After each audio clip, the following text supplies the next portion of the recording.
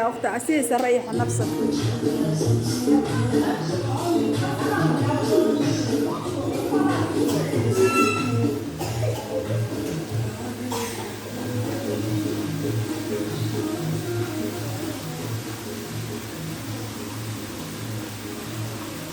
meelashaan biyaha baw baa ku hay maasha allah tabaaraka allah qofkii rabo wuu inuu fuulo mudalaad